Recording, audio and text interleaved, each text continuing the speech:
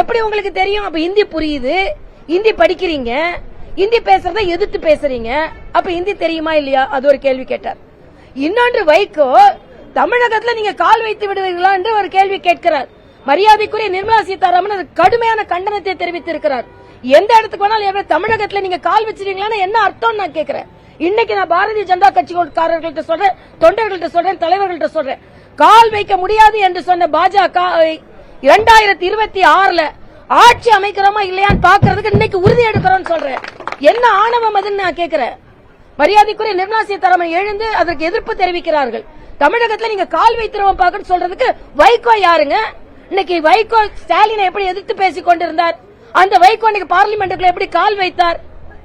பழைய வைகோவோட வீடியோ எல்லாம் எடுத்து பாருங்க. கள்ள தோணியில ஏறி இலங்கைக்கு போனவருக்கு அவ்வளவு தைரியம்னா, பாரதிய ஜனதா கட்சி நேர்மையான ஆட்சி நடத்தி கொண்டிருப்பவர்களுக்கு இன்னைக்கு சொல்றேங்க, இன்னைக்கு அவங்க சொன்னனால 2026 தமிழகத்துல ஆட்சியில நாங்க கால் பதிக்கிறோமா இல்லையா நீங்க பாத்துருங்க நான் சொல்றேன்.